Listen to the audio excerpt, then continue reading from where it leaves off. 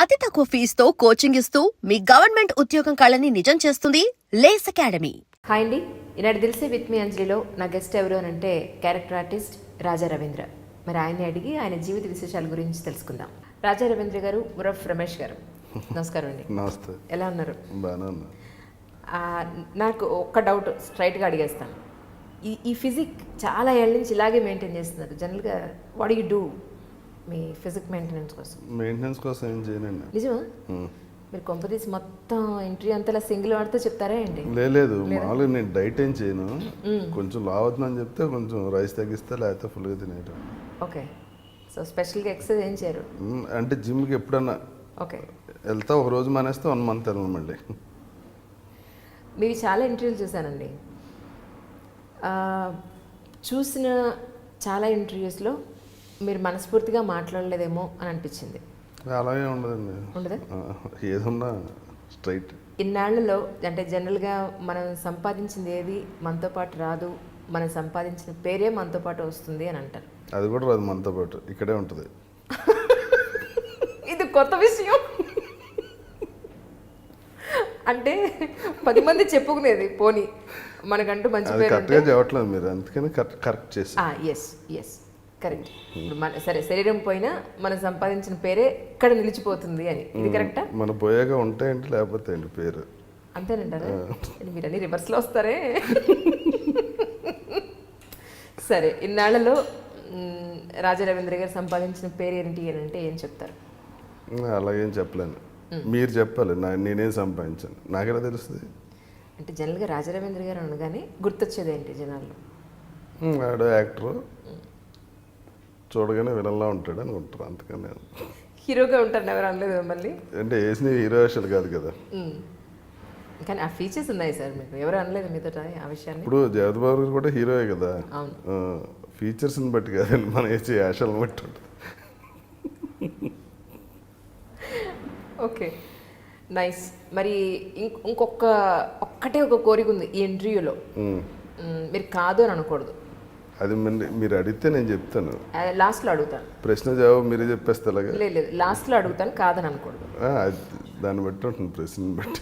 మీరు డెఫినెట్గా అది ప్రజెంట్ చేయగలరు, డౌట్ లేదు అందులో. ఓకే. నో అని చెప్పకూడదు, అంతే. ఓకే, ఆ మాట ఇవ్వండి సార్. ఏమో. క్లాసికల్ డాన్స్ అవుదామని మీరు డాన్స్ నేర్చుకున్నారా? వెంపటి డాన్స్ నేర్చుకున్నాక క్లాసికల్ అంటే ఇష్టం. డాన్స్ నేర్చుకున్నాక పెర్ఫార్మెన్స్ ఇచ్చినప్పుడు ఒక ఐడెంటిఫికేషన్ ఉంటుంది కదా. కాలేజీ డేస్లోనే కాలేజీలో చిన్న ఐడెంటిఫికేషన్ ఉండేది, దానికి ఎడిక్ట్ అయ్యి ఇంకా పెద్ద డాన్సర్ అయిపోదామని చెన్నై వచ్చా. వెంపటి సింగర్ దగ్గర నేర్చుకున్నా చాలా రోజులు. అలాగా అక్కడే పేపర్ మిల్లో పనిచేసేవాడు నేను, మార్కెటింగ్ మేనేజర్ చెన్నై.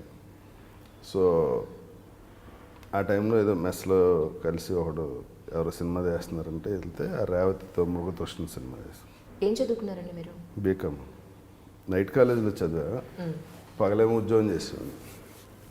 అంటే చెన్నైలోనే మొత్తం చదివిందంతా? భీమవరంలో బీకామ్ అయ్యాక, అంటే నేను మా పెద్దనాన్నగారు ఎండి అండి, విజయ్ కుమార్ రాజు అని. ఆయన ఏంటంటే, నీకు డిగ్రీ వచ్చే టైంకి నేను ఆ ఫ్యాక్టరీ మన చేతిలో ఉంటుందో లేదో అని ఇంటర్ అవగానే ఫ్యాక్టరీలో ఉద్యోగం వేశారండి. అంటే ఆఫీస్ అక్కడే మా ఇంటి దగ్గరే. పగలంతా ఆఫీస్ పని చూసుకుని నైట్ కాలేజీకి వెళ్ళాను. అంటే ఇంటర్ వరకు రెగ్యులర్ కాలేజ్ అంటే, డిగ్రీ మాత్రం నైట్ కాలేజ్ చేస్తాం.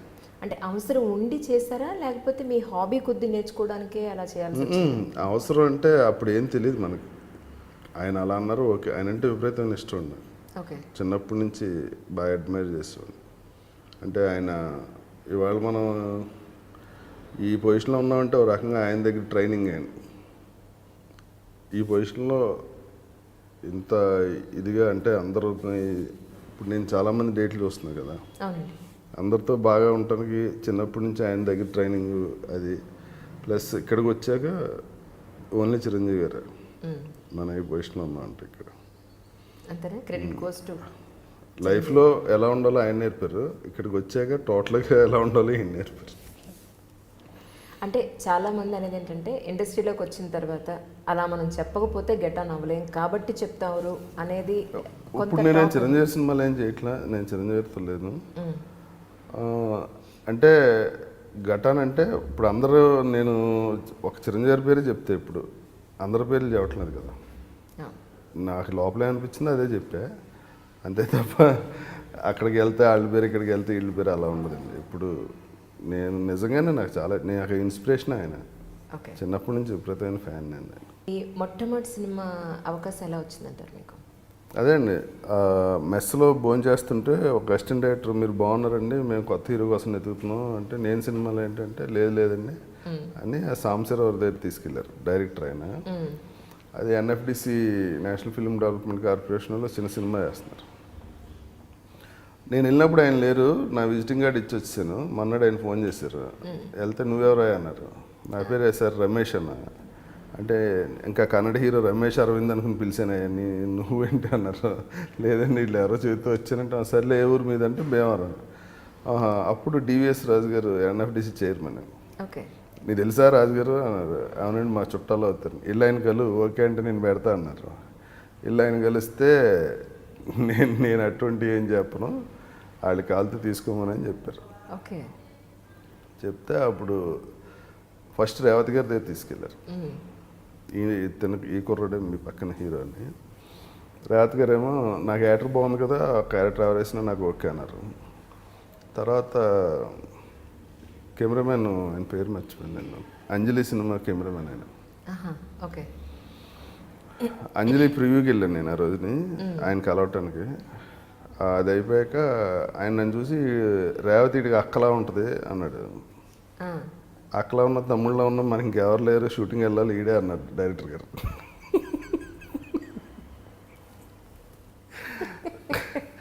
తర్వాత అది షూటింగ్ చేయాల్సి వచ్చింది.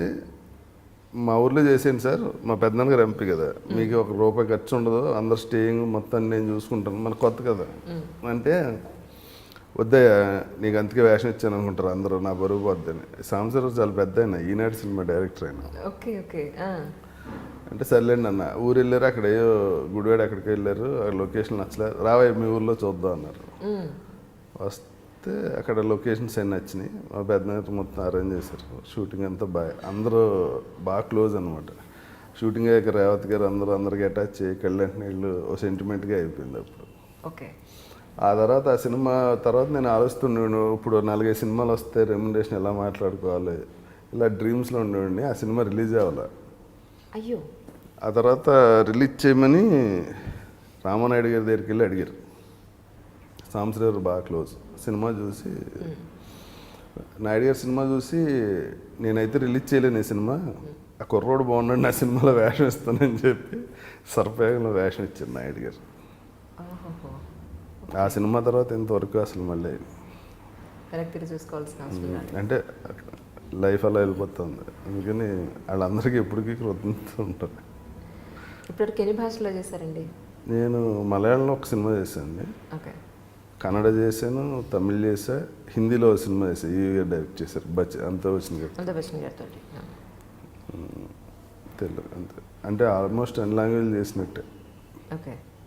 అంటే మన సౌత్ ఇండియన్ లాంగ్వేజ్లో Hindi. And for more videos, please subscribe to iDream. Please subscribe to iDream. Please subscribe iDream. And please subscribe to iDream. For more videos, subscribe to iDream. please like, share and subscribe to the channel. Congratulations, iDream. Subscribe to iDream. Subscribe to iDream. So subscribe to iDream Media. iDream team andarki huge congratulations. Please subscribe iDream Media. Please subscribe to iDream. Subscribe iDream. Please subscribe to iDream. iDream అంటే నా కళల ఛానల్ను subscribe చేసుకున్న నోరు తిరుగుతలేదు, మీరైతే గంట గుర్తు కొట్టండి. For more such videos, please subscribe to iDream. Subscribe to iDream. Please subscribe to iDream. Please subscribe iDream Media. Please do subscribe to iDream. Please subscribe to iDream Media. For best entertainment and information, please subscribe iDream. And don't forget to subscribe to iDream.